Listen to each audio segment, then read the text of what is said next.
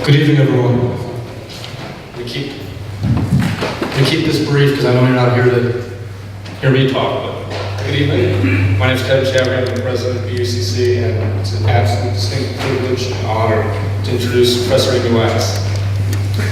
Before I introduce Professor Wax, I'd like to acknowledge the people who helped make this event a possibility.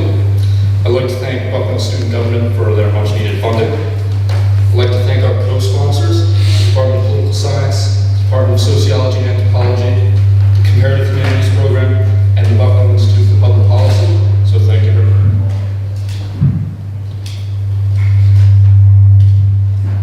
I don't know how technology works. You're fine. All right. So thank you very much to those organizations. I'd like to thank a group of fantastic alumni who continue to support our activities after all these years. And of course, Dan, I'd like to thank our campus security officer, Paul, for ensuring that students can feel safe and secure as they engage in free speech and debate. So, a little bit about our speaker tonight. Professor Wax is a Robert Montgomery Professor of Law at the University of Pennsylvania Law School. She's an eminent legal scholar who's written extensively on the legal, social, and cultural aspects of social welfare, family policy, and law. In addition to her scholarly work, she regularly contributes to public intellectual life by writing about such relevant matters in newspapers and political journals. Tonight, Professor Wax will discuss the perils of a university culture that extols the virtues of diversity but neglects that which is perhaps most important, diversity of viewpoint. Ladies and gentlemen, please join me in welcoming Professor Amy Wax.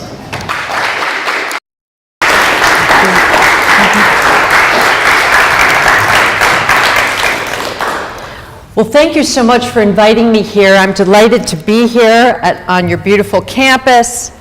I am quite parochial. I'm one of these flyover people, and I rarely get to Western Pennsylvania. This is my idea of Western Pennsylvania. So I'm delighted to be here. I'm going to begin with a brief account of my recent experiences at Penn Law School, and then I will try to draw some broader lessons from these events for the future of the academy and for society as a whole. And I want to keep this short enough to have plenty of time for questions, which of course is the best part. My strange saga, my journey through the world of diversity of opinion and free speech on campus began on August 9th of last year when I published an op-ed with San Diego professor Larry Alexander in the Philadelphia Inquirer entitled "Paying the Price for the Breakdown of the Country's Bourgeois Culture." The piece listed some of the ills currently afflicting our society and suggested that a renewed embrace of bourgeois values, a revival of the well-worn cultural script for mature adulthood that prevailed before the 1960s might help relieve some of our problems. In what became perhaps the most controversial passage, we pointed out that all cultures are not equal. Some are more successful than others in preparing people to be productive citizens in a modern technological society, which is our society. In an interview the next day about the op-ed in our school newspaper, the Daily Pennsylvanian, the DP, I defended the assertion that some cultures are better than others. Functionally superior was the term I used, by pointing to how people vote with their feet. I noted that global migrants flock to white European countries and don't risk their lives in rickety boats to go to Venezuela or Zimbabwe. Our piece and the selective bits of my statements that were quoted in the paper evoked immediate reactions from the media, the public, and academia.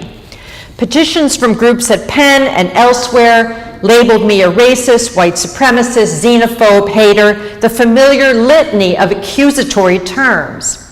Some colleagues published a piece criticizing our praise of the 1950s on the grounds that the shortcomings of that era, which we acknowledged in the op-ed, rendered the whole period irredeemably evil. A flimsy argument, but at least an argument. Not long after, 33 of my colleagues signed a so-called open letter in the DP that condemned and categorically rejected all my views, but contained no justification, explanation, or reasons. It was devoid of any argument. And this is from law professors. After a storm of online criticism of the letter, 1 month later, the main instigator posted a rambling 15,000-word refutation of our 800-word op-ed on the website of Heterodox Academy, arguing in effect, and I'm paraphrasing here, that bourgeois values are worthless and of no help to anyone. An argument, to be sure, but of course, why gang up and publicly condemn me first? Then one colleague told me angrily that the hurt and damage I had inflicted on Penn law had ruined his summer, and another said that the open letter was necessary to, quote, get my attention so I wouldn't write anything like that again. These were not responses friendly to dissent, to say the least. And last December, my own dean asked me to take a leave of absence next year and to stop teaching a mandatory first-year course, citing pressure to banish me from Penn Law and his hope that my going away would quell the strife and controversy. I refused. When I reported our conversation in a Wall Street Journal piece last February, he publicly denied he had asked me to leave for the reasons that I gave. Reader, I assure you that he had. And then sent me an irate email from his iPhone stating, quote, "You're lying, Amy, never contact me again." And this is my dean. These events show how key rules of the road for academic discourse, rules like engaging in civil debate, giving reasoned justifications, providing evidence when accusing someone of inaccurate statements or falsehoods, and more on that presently, not calling names or using slurs, were routinely violated by my institution, as they are increasingly at other universities as well, and I know that some of you here have had that experience. Who is responsible for this? With few exceptions, it is the progressive left, which overwhelmingly dominates the academy today. Increasingly, power and politics determine who gets to speak and who is excluded, who is praised and who condemned, which speakers are penalized and which not. In today's climate, universities have devolved into a potent mix of politics and religion. They are no longer sites of free and fearless inquiry. Jonathan Haidt on the Heterodox website, writing in response to my colleague's condemnation, puts it well. Quote, "Every open letter you sign to condemn a colleague for his or her words brings us closer to a world in which academic disagreements are resolved by social force and political power, not by argumentation, reason, and persuasion." We are perilously close to that world today. Which brings me to the denouement of my story, which is pertinent to the announced theme of my talk, the cost of the aggressive pursuit of equality, defined as equality of outcomes and equality of group outcomes.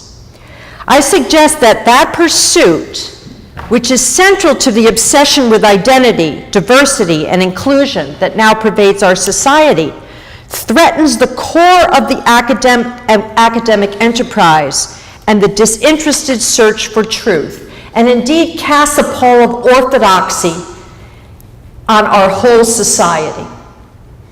As David Azarad of the Heritage Society has observed, in the service of equal results, all right-thinking people are constrained to denounce the mistreatment of designated groups at the hands of an unjust society, and to praise their accomplishments, whether real or fake, genuine or fabricated.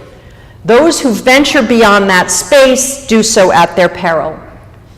The accuracy of his words was recently brought home to me when student activists in the Black Law Students Association at Penn, in looking for dirt on me, unearthed and then complained about a Blogging Heads podcast I'd made 7 months previously at the invitation of Brown University economist Glenn Loury, who also is black. When the 1-hour conversation touched on the topic of affirmative action in law school, a topic in which Professor Loury is very interested, I made the point that racism was an implausible explanation for some of the disparities observed between minority and other law students, for example, in obtaining prestigious judicial clerkships. Rather, student performance, so-called supply-side factors in the economist's parlance, were a better explanation. I then said, and these were the words objected to, that I could not recall any black law students at Penn Law who had graduated in the top of the class, and that I rarely remember any scoring in the top half. And I immediately added that I was drawing on my experience teaching a large first-year procedure class, and in truth, I was also thinking of my years of service on the clerkship committee, where I was privy to data on student rankings. I also stated I did not have a full picture because the performance of minority students was a closely guarded secret at Penn Law, which it is. I went on to speculate that affirmative action sometimes places minority students in settings where they are overmatched, and that this could prove to be a bruising and discouraging experience for them. Once unearthed, once excavated, my observations about student performance went viral, resulting in a social media storm and a renewed campaign to remove me from teaching a mandatory first-year class. This time, the dean acquiesced. A decision announced in condemnatory terms to the entire Penn Law community in a lengthy email message. It is instructive to contemplate what that message said and did not say. He claimed, among other things, that my assertions, which he mischaracterized, were inaccurate, indeed false, but in a typical catch-22, he offered no data to back up the claim, stating the school didn't collect information by race, raising the question, of course, of how he could be so sure that I was wrong, but never mind. He said I had violated confidentiality policies, but cited no authority for this. Most tellingly for our purposes, and this is what I want to focus on, he speculated that black students assigned to my class, quote, may reasonably wonder whether their professor has already come to a conclusion about their presence, performance, and potential for success, and thereafter, in law school and thereafter, and they may legitimately question whether the inaccurate and belittling statements may adversely affect their learning environment. The key assertion here is that the so-called belittling statements I made about students, which the dean insisted were inaccurate, may adversely affect the learning environment. Now, what does that mean, and how do we gauge such effects? Do minority students in my class learn less or earn lower grades than in other first-year classes? Any claim that I deliberately downgrade them or even unconsciously stow is a non-starter because first-year grading is blind. I do not know to whom I am assigning grades. Maybe it means my presence in the classroom impedes learning, but then minority students should do worse in my procedure class than others, something that is easily verified.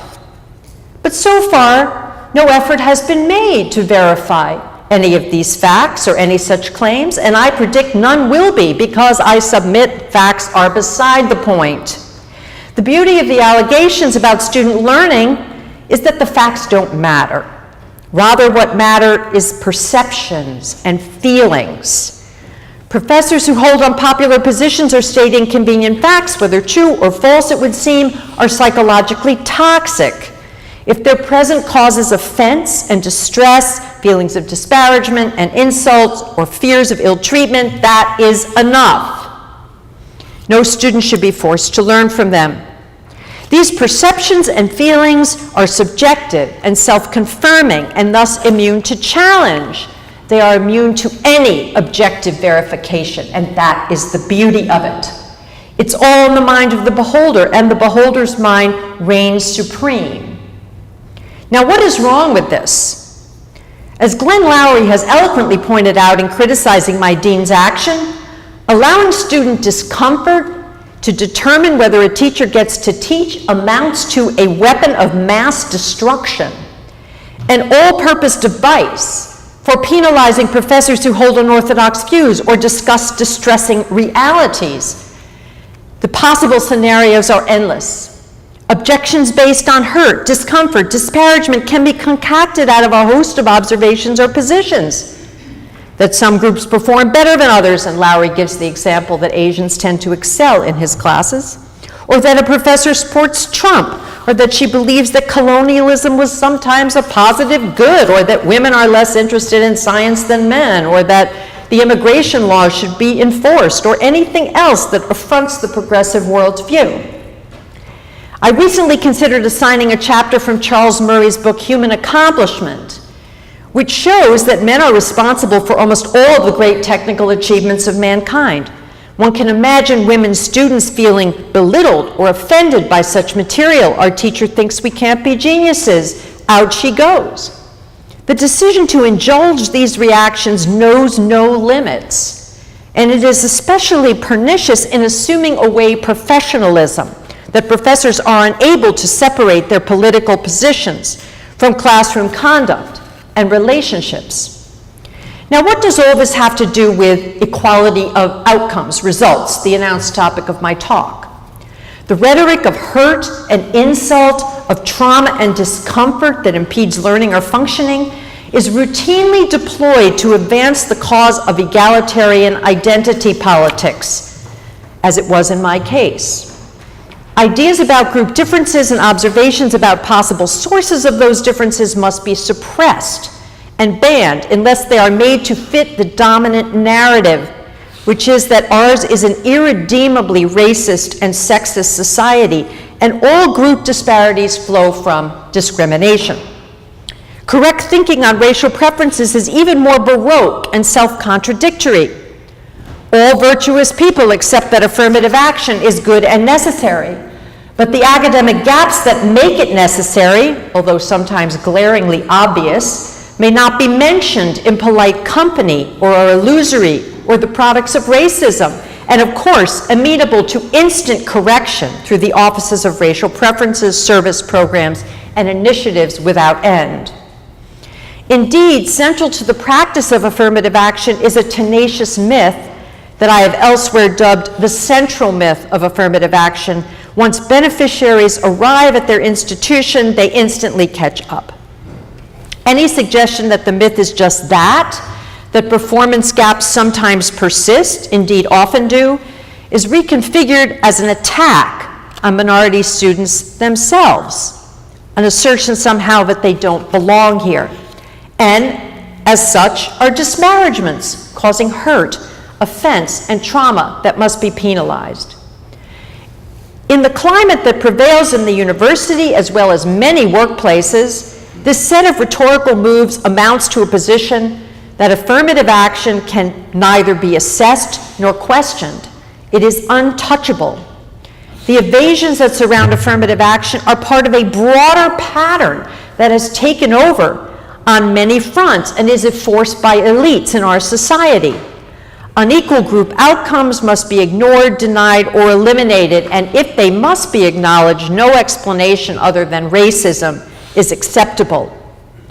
Group differences in academic performance, workplace success, rates of school discipline, wealth, home ownership, credit, and lending, the list goes on, can never be attributed to anything victims do or choose, certainly not to anything the individual can control. Information about so-called supply-side explanations about how people actually behave or perform must be suppressed. Examples are everywhere. As Heather McDonald has recently noted, patterns of school discipline and higher rates of discipline of minority boys must not be attributed to gaps in rates of offending, even though there is good evidence for such gaps. Rather, the favor explanation are racism and discrimination. In lending and home mortgages, unfavorable terms for minorities must likewise not be attributed to factors like spending patterns or credit scores, despite some data that they differ by groups even net of income. Yet, as the New York Times editorial blithely explained recently, it's okay to ignore these factors. Which brings us back to affirmative action and how we are allowed to talk about it. The irony here is that, like a good conservative, I believe that private institutions should be allowed to adopt any admission policy they want and let the chips fall where they may. But the problem is that the chips are not allowed to fall. The hopes for group equality that grow out of affirmative action don't stop at the schoolhouse door. They feed into elaborate taboos, charades, and untruths that pervade society and that affect what we can think, say, and notice. As I recently wrote in the Wall Street Journal, when well-meaning policies don't work out as hoped, when they don't produce equal results in school, at work, or otherwise, resentment, disappointment, and recrimination ensue. Someone must be blamed, and that someone is us. And though we would like to defend ourselves from the nefarious charge of racism, sexism, and the like, the all-purpose explanations for so many social ills, that is difficult when group differences in performance or behavior, the very predicate for the existence of affirmative action, cannot be mentioned. They must be denied. Instead, we must profess that racism and white privilege pervade every corner of our society, that we are all guilty as charged, regardless of whether we believe it. By requiring us to tell untruths on pain of social death, this regime is humiliating and unfair and generates its own mistrust and resentment. And that resentment tells at the ballot box and not always to the best effect.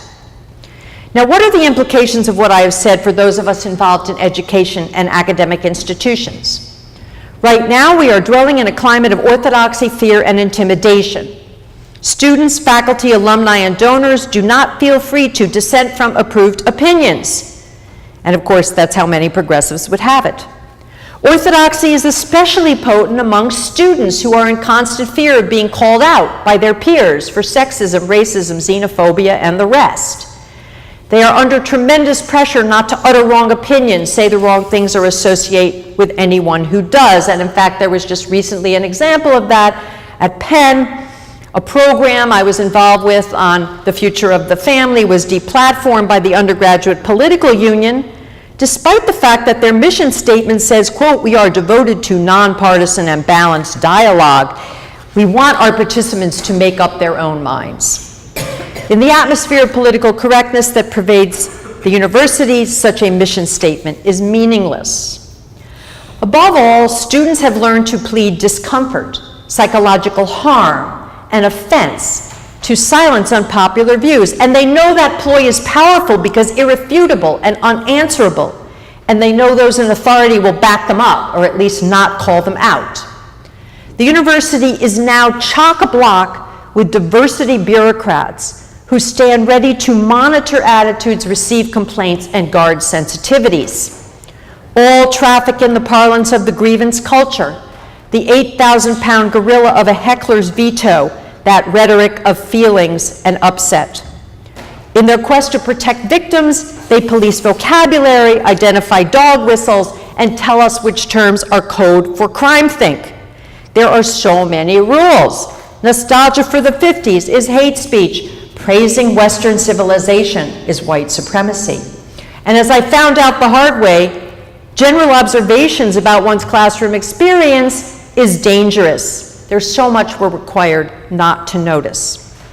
Finally, and perhaps most importantly, victim groups, historic, self-defining, growing in number, have been given virtually absolute veto power over what can be said in our universities and even who will be allowed to teach. I myself have been removed by my dean from teaching a mandatory first-year course. But the ban against teachers who make students uncomfortable extends far beyond my situation. And I predict in years to come, the ploy will be used to muzzle more and more professors. But the damaging effects of victims' absolute veto power extends beyond its baleful effects on free thought and expression. It's actually bad for students themselves. Many students don't realize that in giving in to offense and hurt and proclaiming their inability to function in the face of untoward ideas and facts, they promote and advertise their own psychological weakness. And this is a Pyrrhic victory. In that vein, I recall the story of MIT scientist Nancy Hopkins, who confessed years ago that she almost fainted and lost lunch and had to leave the room when Larry Summers suggested that men's and women's abilities might differ, a proposition for which there is actually some evidence. As a woman, I cringe, not at Summers' suggestion, but rather at Hopkins' response. It feeds into every cliche about women's mental weakness, their emotionality, their inability to confront difficult ideas. And think about the women at Google who complained that the mere presence of James Damore, author of the infamous memo about gender differences in STEM fields, crippled their capacity to perform on the job. And then, of course, we come back to our law students who don't want to be exposed to anyone who causes discomfort and say they need protection. I find myself asking, are such people fit to lead, to exercise power, to take responsibility in a demanding and competitive society that will not always fit their ideal? I have to conclude that they are not equipped for their future roles as leaders and professionals, and I know that I am not the only one who thinks so. Yet the education our students are receiving is not promoting the qualities and outlook they need to take their place in the world. Their betters and mentors should be encouraging a tough curiosity about all ideas, a refusal to personalize untoward realities, and a determination to hone their abilities regardless of others' opinions. Instead, they are doing the opposite. By catering so uncritically to untutored demands and sensitivities, they infantilize their students. This is not an education. This is capitulation. I want to end by asking what the present situation implies more broadly for the future of our educational institutions and for institutions beyond the university, because make no mistake, this outlook has spread way beyond the academy. Of course, there are growing numbers of topics for which, in effect, only a narrow range of opinion is heard, and the university is more and more taking positions on political issues. My own school, Penn, has done that, issuing edict after edict on topics like immigration and the like. Now, what all this means is that the university has rendered itself irrelevant on many critical questions of public policy, and in fact, robust debate has moved elsewhere. How can we find our way back to a more vigorous understanding of what it means to operate in the marketplace of ideas, which is what the academy is supposed to be, where the search for truth, however halting and imperfect, matters? At a minimum, we need to teach our students some basic precepts that are not taught today. That honest debate is hard work, that it requires patience and restraint, investigation and effort, that students have a duty to be well informed, that the marketplace of ideas is not for the faint of heart, and that offense and upset, bruising thoughts go with the territory and are intrinsic features of an open society. But more important, they need to recognize that disagreement is not abuse. And I will repeat that. Disagreement is not abuse. And on the questions of identity and equality, we should revitalize some older, more traditional concepts. And here I'm going to quote Andrew Sullivan, who on his blog put it well. Quote, "Liberalism, true liberalism, has never promised equality of outcomes, merely equality of rights. It's a procedural political philosophy rooted in means, not a substantive one justified by achieving certain ends. In academia today, this liberalism is on life support and is virtually extinct. In its place is a well-meaning but ultimately misguided utopian egalitarian fantasy that depends on denial and the banishment of those who are grounded in reality. Maintaining that fantasy requires indulging a psychology of frailty and weakness, dedicated to shielding society's favored victims from a range of opinions or facts. Because some minds will always seek the truth and will always want to be free, that protection must ultimately rest on force, not on reason. That force is undignified and not worthy of a free society, and as citizens devoted to the integrity of our free society, we ought to resist that path. Thank you.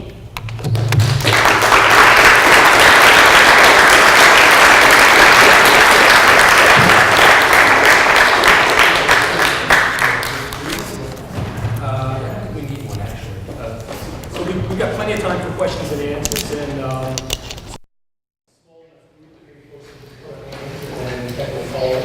but you might have to speak up because we don't have a second mic. Talk loud. I think my students talk loud. That's fine.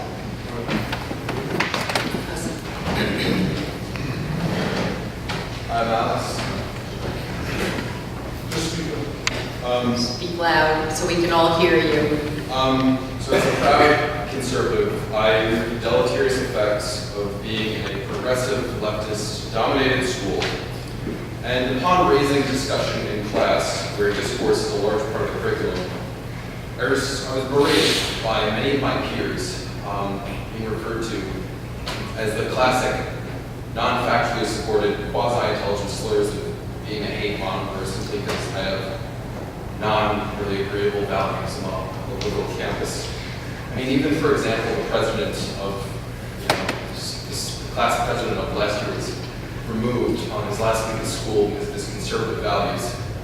So my question is, as a conservative, what would you recommend to other conservatives who want to preserve values and promote discourse without being slandered or labeled as anything that offensive? Well, I'm afraid that I don't have very many encouraging words. One of the comments as I go around talking to various groups that I get is you can only get away with saying what you say because you have tenure, which is undeniably true, although I'm not getting away with it totally. They're doing everything to me they can, short of threatening tenure, which of course a lot of lefties have a deep and abiding interest in. I think for students it's very tough, very difficult. They are going to be abused by their peers and in some cases by their professors, which I think is really quite distressing. But I guess I would recommend a few things, and it doesn't always work. One is put the other side on the defensive. When I went to Chicago Law School, one of the last questions I got is very polite Midwestern question. Professor Wax, aren't you just advocating for white supremacy? And I said to my interlocutor, define white supremacy. Give me a definition that I can use, because I'm not copying to anything that vague and ill-defined. Well, we were in a room with 150 people, and she was silent. She had no idea what she was talking about. And that ended the discourse right there. So asking people to define their terms is a great ploy. I also think students need to engage in collective action to fight back and say, you're out of line. You need to justify what you say. You can't just call me a name. There are some pretty simple, easy things that can be said. Now, having said that, I think the progressives have marched through the institutions. They have almost complete and total control over the university system now and many other centers of power in our society. However, and this is my last comment on this very good question, as David Brooks said in one column recently, and he is right occasionally, like a broken clock, he said, the progressives have captured, they won the culture war, but they have not won the political war. Because you can go into the voting booth and vote. So don't vote for Democrats because they are backing up this system. I'd like to propose a different definition of white supremacy being the continuance or support for the continuance of power structures that assist white dominance over other people. Now, when you suggest that... You're not going to give a speech, you're going to ask a question. I'm going to ask a question. So ask it. Ask it. Considering that... One sentence question, okay? You're asking a question about white supremacy. What question do you have? What question do you have? No, I'm just trying to... I'm trying to make sense of what you're saying, and I think some of the people in this audience probably have the same question. When you suggest that private institutions should be taking in whoever they want, and you follow it up by saying, and it just so happens that those are white students, how does that not reinforce white dominance? Okay, that's a question. That's a question.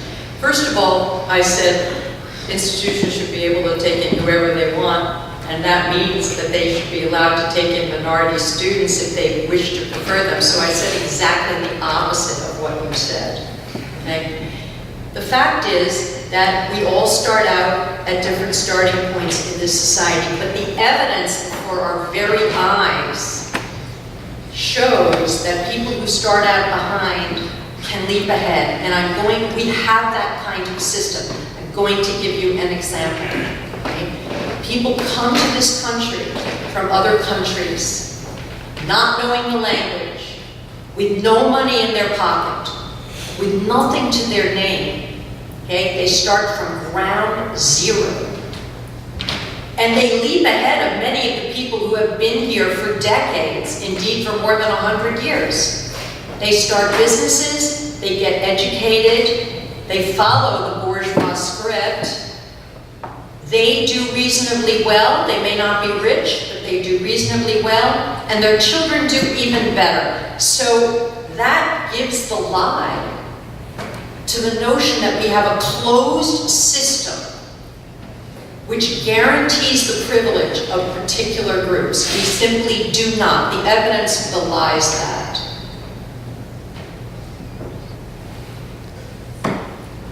So do you really consider yourself number two rooted in reality while promoting the fantasy of bourgeois culture that is personal consumerism? Well, first of all, bourgeois culture was not a fantasy, and it wasn't exclusively defined by post-war consumerism, so I am questioning your premises. Bourgeois culture, well, do you know what it is? Well, I won't allow you to answer that, I'll answer it. It's a set of precepts, of guiding principles, right? There's a list.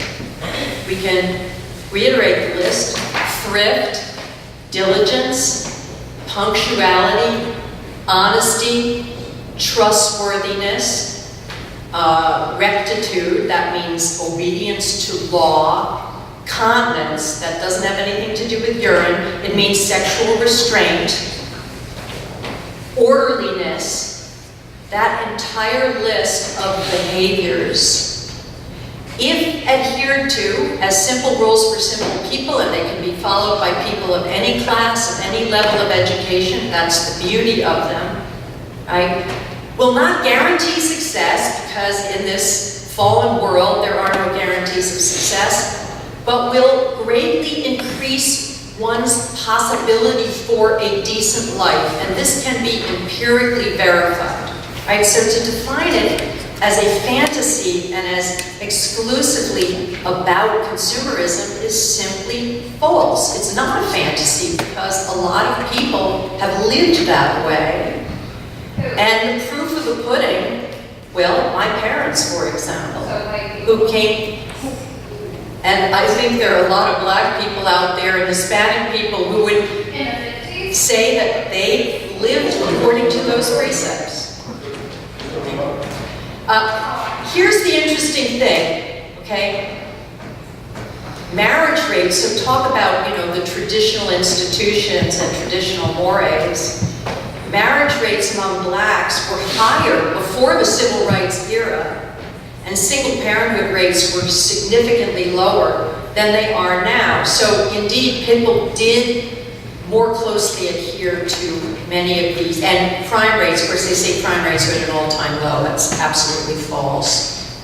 If you compare to crime rates in the 50s and the 40s, we're actually at a higher level now, and certainly in certain communities at a much higher level. So there was a time when people did take these values more seriously, and it showed. You already asked a question. Anybody else? This is a question, but I think that as a neutral person coming here with very limited information of who you are and your background, I'd like to ask you all try to refrain from emotional gestures which direct hostility. I think that's really interesting. Well, it's okay to be passionate about your questions, that's okay, but I would just ask that you actually ask a fairly sharp question. Yeah.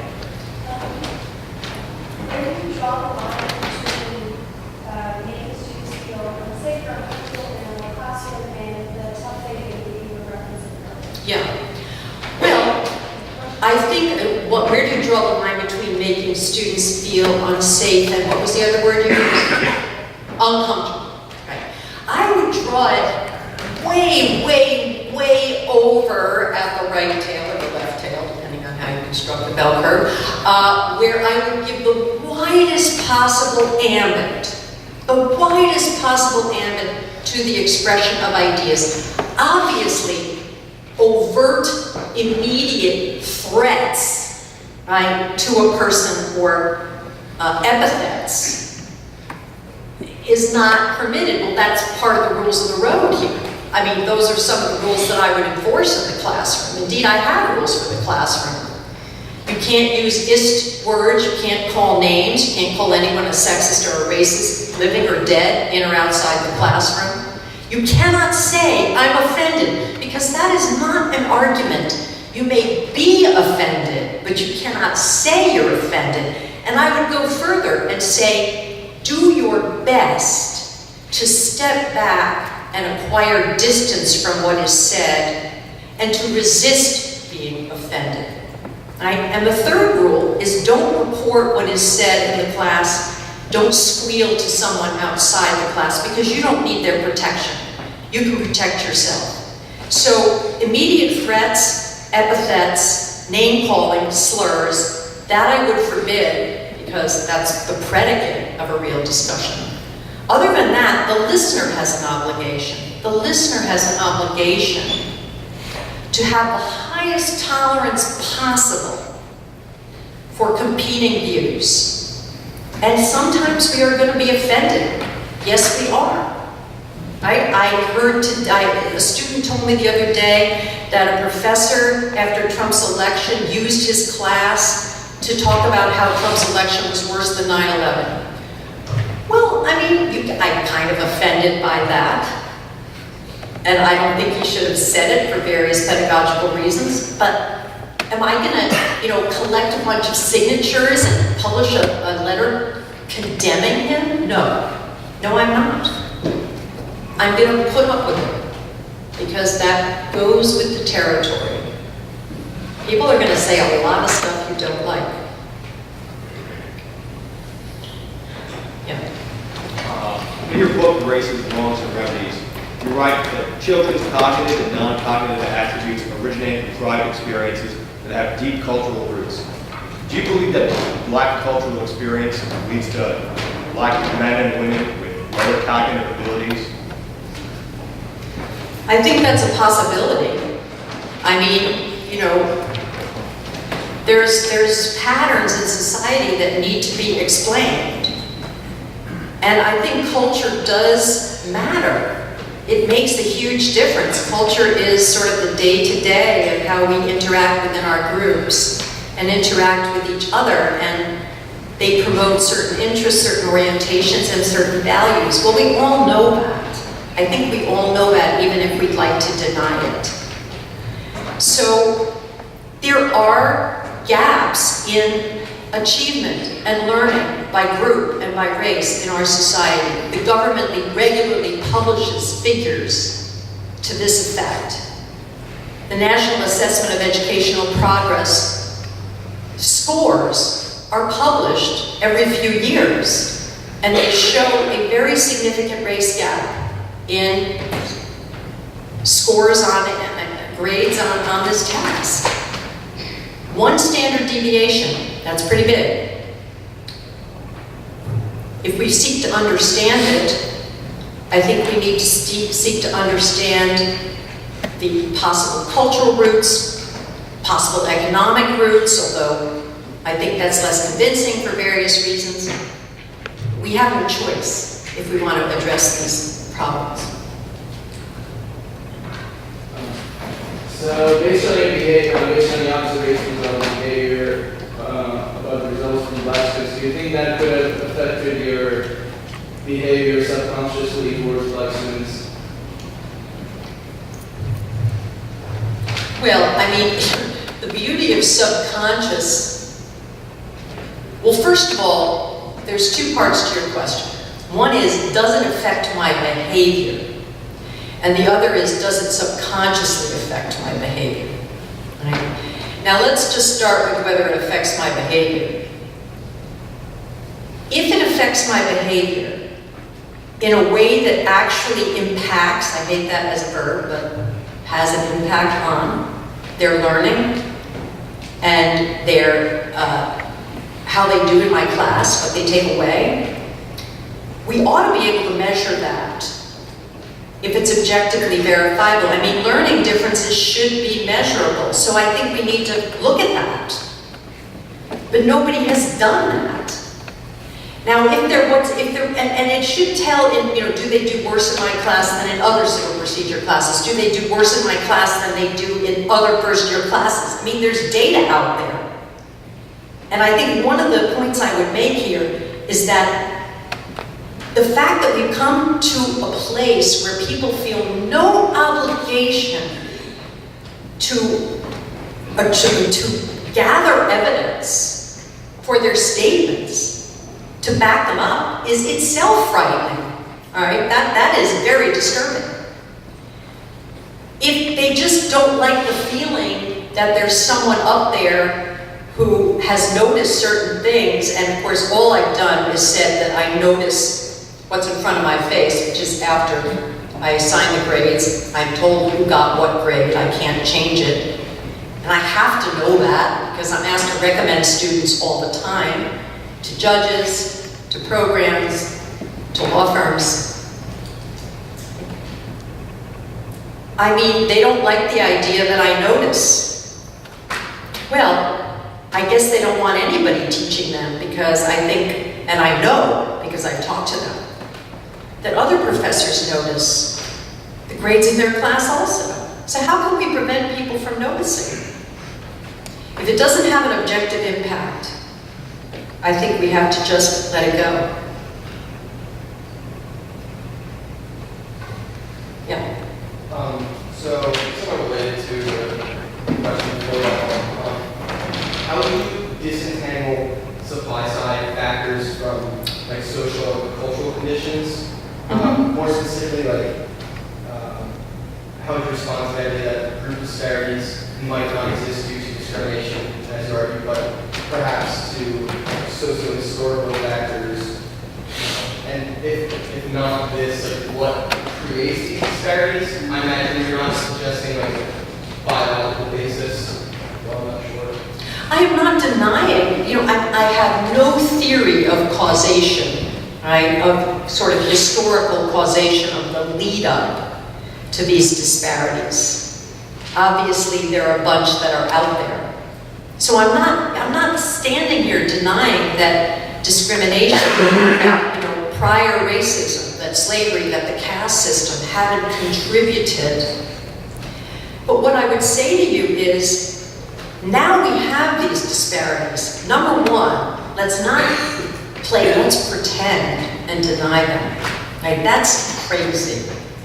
Right? So we'll just start with that.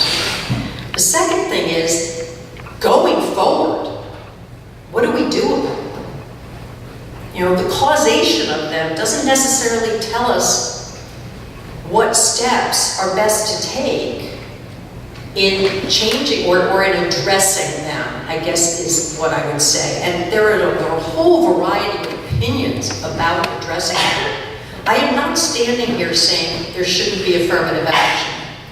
I am standing here and saying, if there is, it will carry a cost.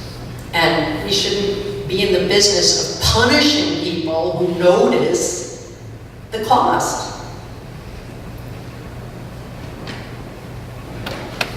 Yeah.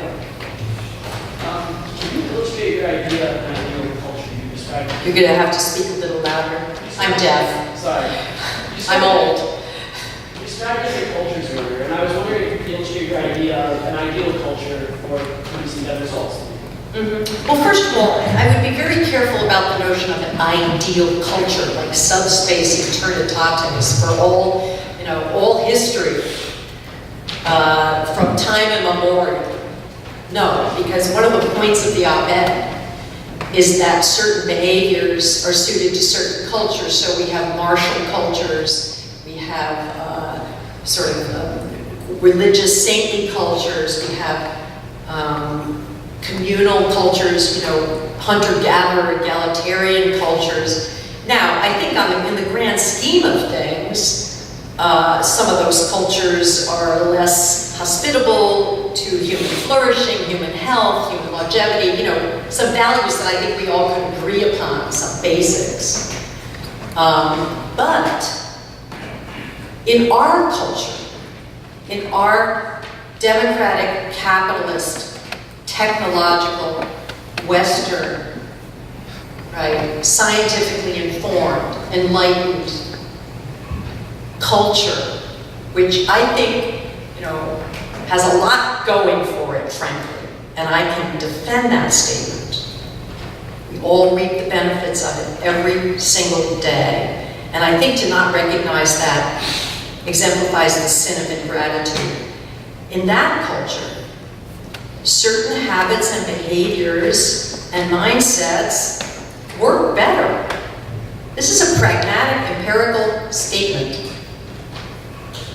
It's not, a moral, one could moralize about some of these behaviors to the extent that there are some behaviors that are hurtful to other people or harmful to other people and not, and we could do some moralizing, but I think at the end of the day, my point is a functional one.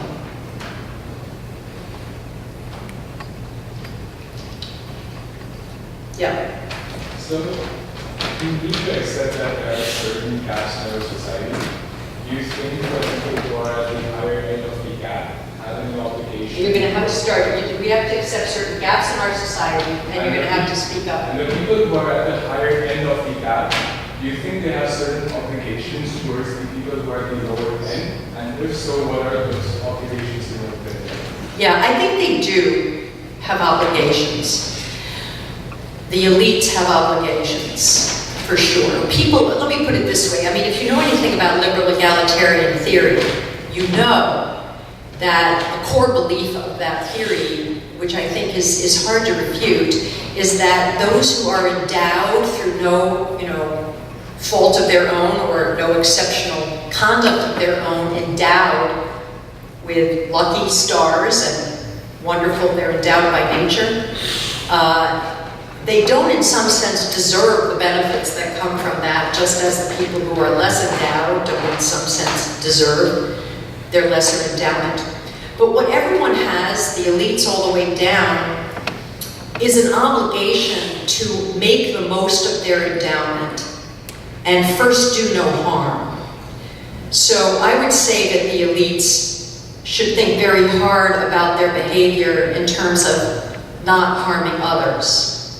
Now, I think they also have an obligation to think about and care about the well-being of those who are less well off. But having said that, there are wildly different theories about how we best discharge that obligation. Right? So let me give you a concrete example. This is a vast subject, so I can't talk much about it. But my students these days, and especially the minority students, think that the way they should be spending their time is, engaging in these Twitter storms and these social media campaigns and activism and protests and petitions and all of this sort of thing, that they're somehow going to make the world a better place. Now, I would submit to you that they, being in some sense, although minorities, part of the elite, should use their time and mental and psychological energy to hone their skills and develop their own proficiency and excellence so that they can go out in society and be of service to others in the role that they have assumed. And that is the best use of their time and resources. And that if we all did that, and we all took care of those nearest and dearest to us, and discharged our obligations, that the world would be a better place. And I think they're wasting their time.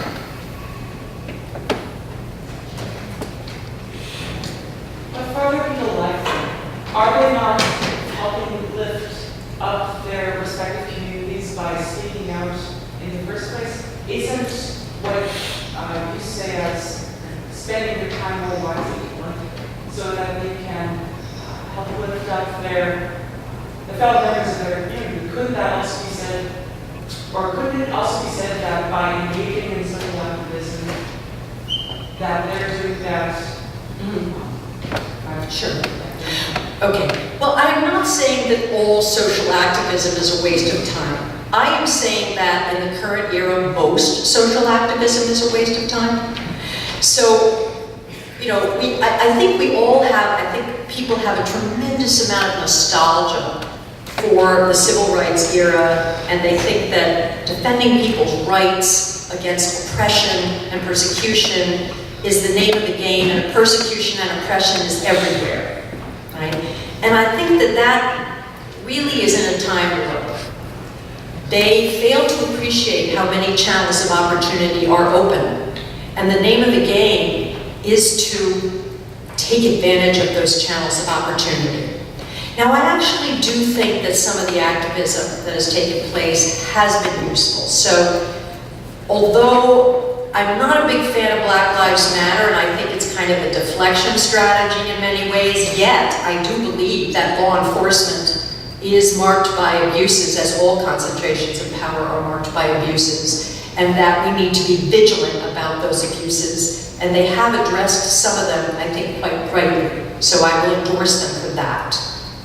But unfortunately, the biggest abuse in the Black community, alas, is Black men killing each other in far greater numbers than, you know, policemen are oppressing Blacks, and I'm not saying policemen aren't, right? The Me Too movement has a very important core. Unfortunately, it's just metastasized way beyond that core in ways that I think are very destructive. So, but I think, you know, spending your time as a law student, your precious time, mounting a campaign to try and get a professor out of the classroom for saying what I've said, I'm going to opine on that. It's a waste of your time. You should be in the library studying bankruptcy.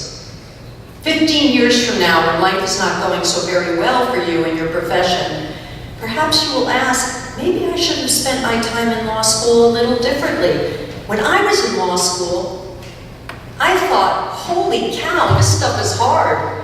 You know, I was a first-year student at Harvard Law School in 1980. I said, I am not the smartest person in this class. Far from it. I am going to have to just kick butt, devote all my time and energy and concentration on excelling in my chosen field, and that is my first obligation. Earlier you said rather than denying... You're going to have to speak up. Earlier you said rather than denying disparities, we should address them. I'm assuming that you have to get rid of them. Do you have any suggestions for how we can do that? Well, I mean, tomorrow I'm going to be discussing my book, Race, Wrongs, and Remedies in a seminar. I actually think a lot of the disparities we have now, not all, but many, certainly when we're talking about minorities and why they're lagging behind other people, so that's one form of disparity, there are others, are self-inflicted. I mean, they could be solved by a few simple measures of changing behavior. I'm not saying it would make everybody instantly rich, but I think it would alleviate a lot of the problems. I mean, the criminality rates in the Black community are too high. A third of Black men in Philadelphia are involved in the criminal justice system, and this is not sort of a hurricane that descends from above. There's real behaviors behind it. Maybe too many men are in jail, that's fine, we can debate that. But the fact is that offending rates are too high. 74% of Black children are born out of wedlock. Born out of wedlock. That's just a start. Okay? Most of them, more of them, are raised in single-parent families. That is an enormous disadvantage. Any way you slice it, the government cannot be your father. Right? Now, when it comes to, you know, the rest of the population, the fact that we have widening inequalities, I think that the causes are very complex. Partly they are quote-unquote structural, and I use that term very carefully, because I don't like it because it's too vague. Some of them are behavioral, some of them are structural, some of them are leadership failures. It's very complicated.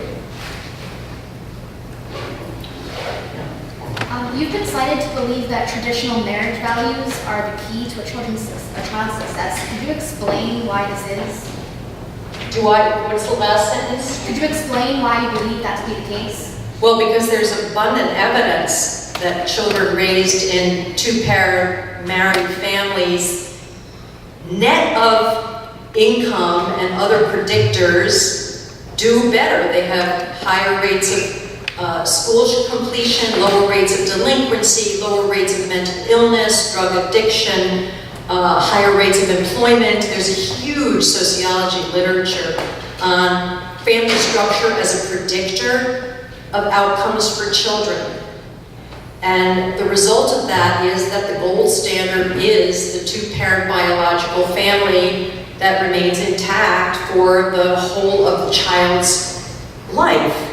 And I think no serious sociologist questions that literature today. Those are associations, right? Not causation from those correlational studies. That's right, but net of the economic predictors one would think would otherwise be relevant. Whenever you're doing these correlations in sociology, there's always the possibility of unobserved variables. That is correct. But as the evidence accumulates, it becomes more convincing. But you know, there is a kind of common sense element behind this.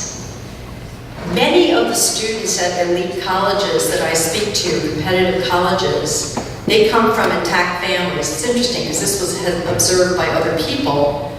And when you ask them, you know, how do you think your life would be different if you didn't have a father in the home watching over you every minute, every second, all the things he's done for you, all the ways in which he has supported you? I mean, think about that. Can the government step into the shoes of that person? That is a fairy tale. That is a feel-good fantasy. We may want to believe it, but it is inherently implausible.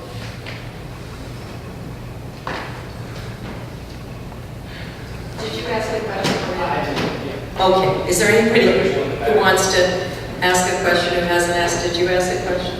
No. So, You just told everybody to behave, and that's good. so, You so to be clear, your argument data that we talk about what the data means. But do you feel that the data is adequately represented by the underlying factors such as structural inequality? Like, do you believe that we can rely on the data to be an accurate picture of all that's happening going down? Well, once again, I'm very, very wary of this word structural, because when people use it with me, I think, well, now I want you to unpack it and define it and tell me what specific factors and mechanisms you are talking about. All right, so what is it that determines the family environment, the peer environment, the neighborhood environment? Let's unpack the particulars and factor out this term structural, which is really not very helpful. So you tell me what you think isn't being captured. So instead of using the word structural, we'll say people starting out in life different income, same income as they were, right? Having access to education. Would you disagree with that? Well, no, I'm certainly not saying that poor people and children in poor families aren't at a disadvantage. I'm not saying that. Risk-wise, in terms of risk hazard, you know, yes. But when I'm saying that the intact family is an advantage, I'm saying controlling for income. Now, there is a sociologist, Brad Wilcox, who says, well, it's kind of dumb to control for income when you're talking about the disadvantages of single-parent families, because one of the real disadvantages of single-parent families is that they have lower income. But of course, theoretically, the government can top that up, right? And yet those disadvantages still persist, even when you throw money at the problem. So we're going to try and control. We identify the factors that we think might make a difference. That's how social science is done. We control for those factors, and then we have a dependent variable and an independent variable. And all of this airy-fairy talk about structure this and structure that does us no good if we can't specify, right?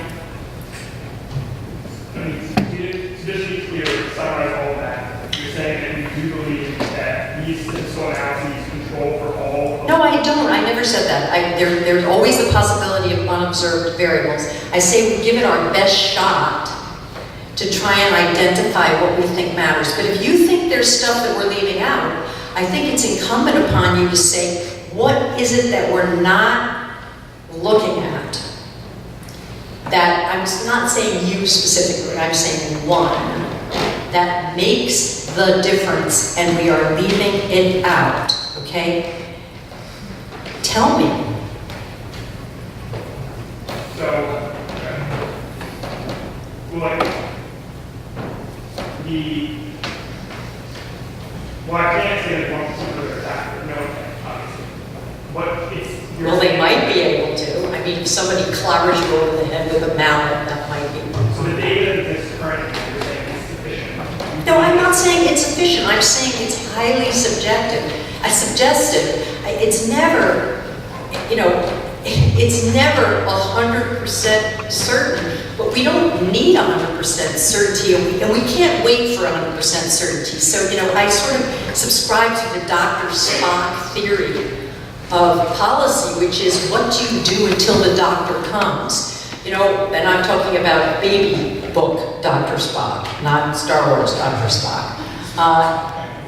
We've got to make some decisions. We make them on the basis of our best social science.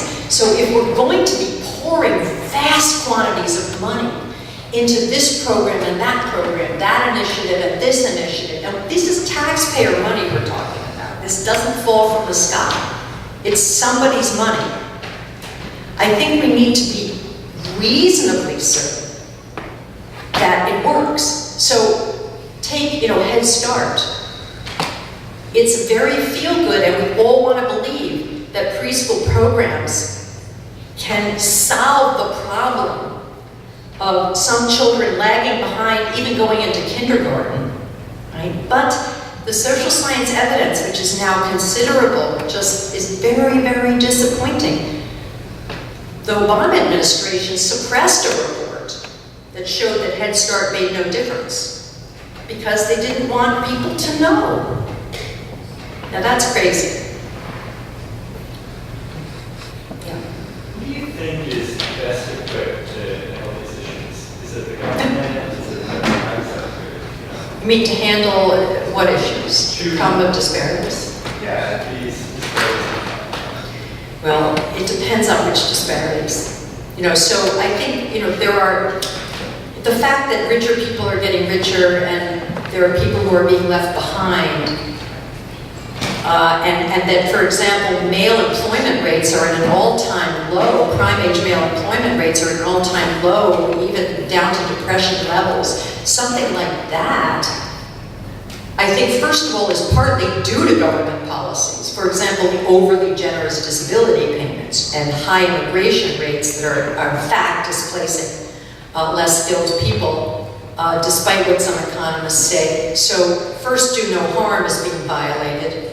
But also, the government perhaps has a role to play in trying to solve a society-wide problem like that. But I would tread cautiously because the government tends to be captured by interest groups. It's a rent-seeking opportunity. The government tends to waste money, so I tend to favor private sector on-the-ground initiatives because I think at the end of the day they work better. And then I think there's another thing going on, which is what I call the exoneration project. There is a general trend in our society to try and relieve individuals of responsibility for their own fate. And it's across the board. You cannot blame people, and you certainly cannot blame poor people. You cannot blame people who are in the victim category.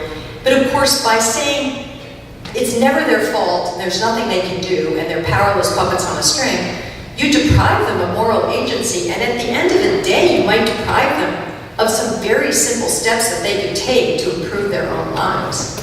So I think responsibility can be allocated at many different levels. I think the government right now has too much. It's too big and has too much responsibility. Yeah. Exactly what aspects of Black community in the trade disparities? Well, I would start with the two I mentioned, which is the very low marriage rates and single parenthood rates in the Black community, which are really have reached epidemic levels. And what that means And this is not really to put down single moms. What it means is that half of the population, the male half, has massively disinvested in the next generation. I mean, yes, some black fathers do pay some attention to their children. If you look carefully at it, less than you think. They only tend to stick around for a few years. And they often will cohabit with the mom for a year or two, and then they'll be gone. And sometimes they will start a new family. There's something called multi-partner fertility, which is on the rise. Now, that is not a formula for human capital development in the next generation. So I think that's a serious problem, is the disinvestment by black males in parenthood, husbandhood, the next generation. I also think that criminal offending rates are too high. Criminal offending is something that really ruins your life. I mean, employers avoid you. It's a mark and a stigma for the rest of your days. I think more of an effort needs to be made to obey the law, right? I'm not saying by any means that most black people break the law, but too many of them do. Right? The third is that even though education is valued and people pay lip service to it, the concrete steps that are needed to prepare children for school and to get them in line to do well in school are often not taken.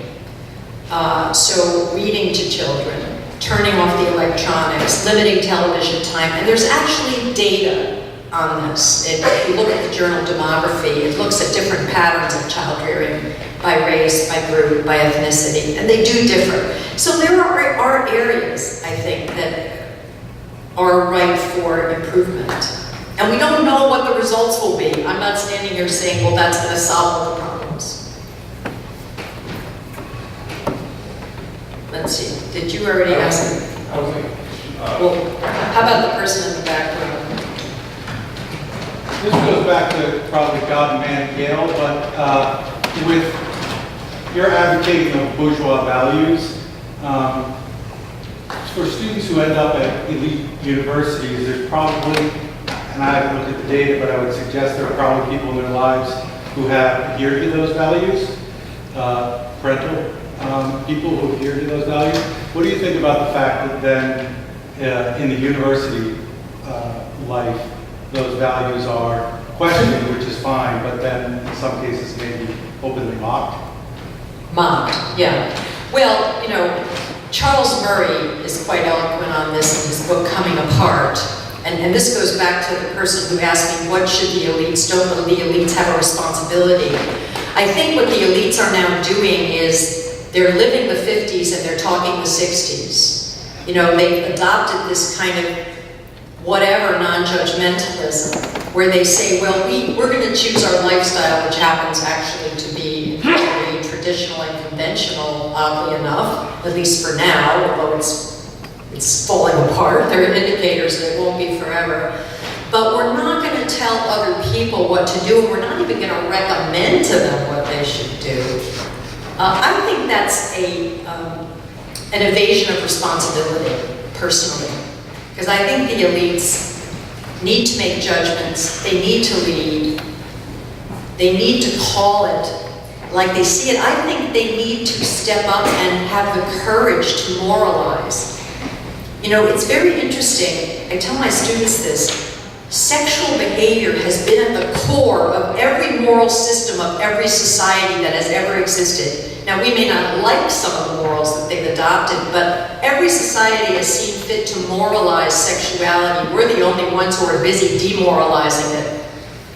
Not wholly, of course, but in terms of what we're willing to prescribe publicly. And you have to ask yourself, why has sexuality been moralized? I'll tell you why. Because the potential, we know this from me too, the potential to exploit and use and hurt other people is enormous. And we need to take that seriously.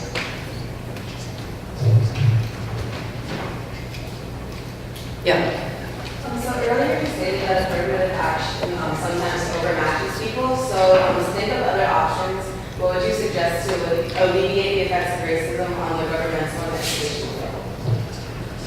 Well, first of all, you know, racism on the governmental and educational level, I think that our educational institutions are the least racist institutions that have ever existed in the entire history of mankind.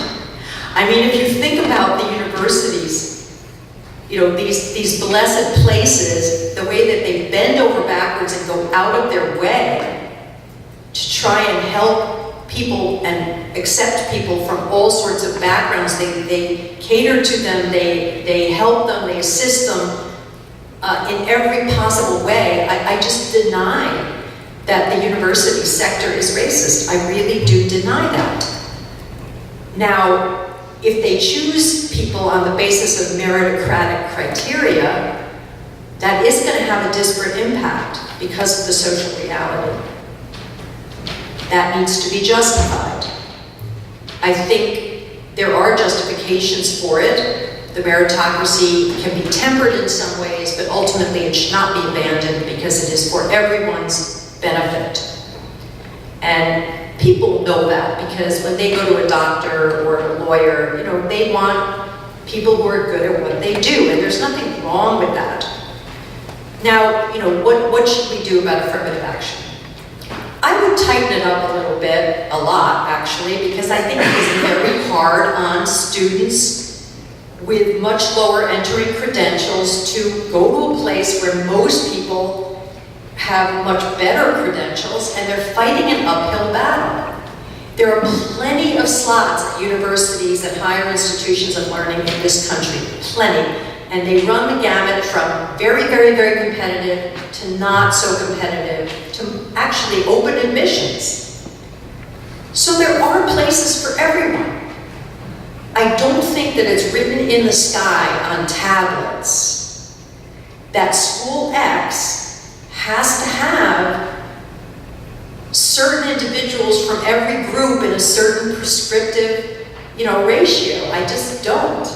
And if they don't, the sky will not fall.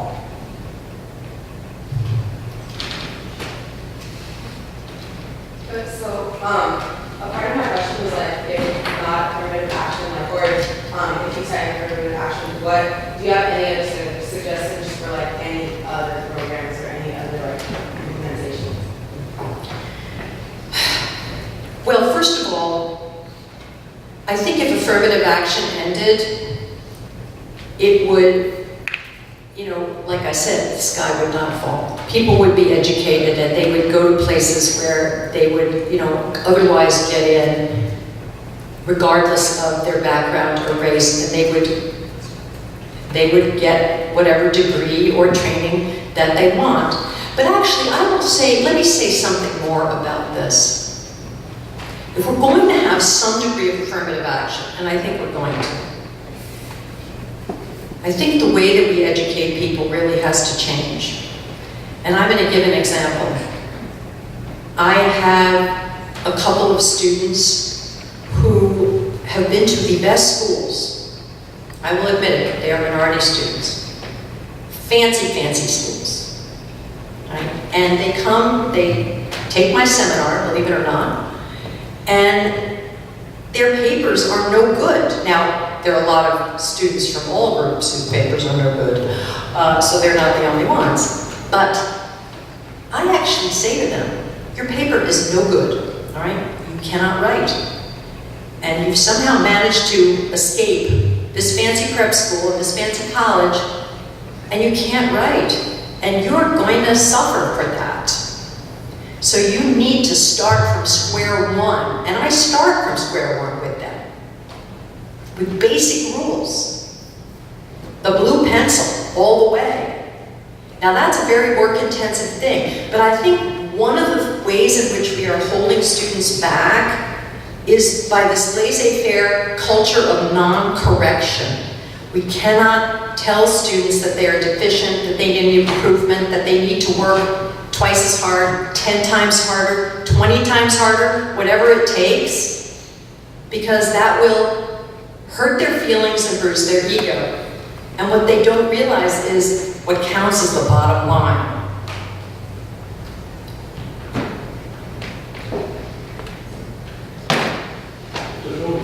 Yeah, okay. All right. keep her here. Like the lack of wholesome families is a big detriment to communities of color. And I'd like to hypothesize that the war on drugs has a significant impact on that because you notice, especially regarding the time periods that you suggested, exactly when that went into play, that's when these issues that you suggest started happening. And we also know from memos written that these policies were inherently racist and purportedly so. So what is your take on the war of drugs? Yeah. Considering that, do you think it should be rolled back? Well, I mean, first of all, I would say that, you know, whether we should have drug laws, what kind, and how we should punish people who violate them is a very complicated subject, and I think there's room for disagreement. So that's the first thing I'll say. In terms of incarceration being the culprit in the breakdown of the black family, I will strongly disagree with that. Kay Heimowitz at the Manhattan Institute has written a paper on this, recently published, in which she says there is not a shred of evidence that that is a major factor. What are some of the reasons? First of all, the black family started to go into a death spiral in the mid-60s, right? Decades before the war on drugs even got going, and it has been steadily downhill ever since, right? So the vast majority of the breakdown of the black family predated the war on drugs. And this over-incarceration crisis. The second problem with this thesis is that the men who tend to go to jail and, you know, commit felonies and are populating our jails are men who demographically would not get married anyway. In other words, they're from a population that whether they go to jail or don't go to jail, they don't get married, they don't stick around, they don't raise their children. So you can do the social science on that and control for going to jail, and you just don't see very much of an effect. And actually, if you talk to judges, and Kay Heimowitz is a friend of mine, and I actually have friends who are involved in the criminal justice system who are lawyers, and you say to judges, well, are we keeping this man from being, you know, an upstanding husband and father? And they'll just look at you like, no. Maybe we shouldn't put them in jail. Maybe we should find alternatives to this high levels of incarceration. Sure. We should certainly think about that. But that is not going to rebuild the black family. I just think that's a false hope. With that, off here. So, thank you, Professor Max.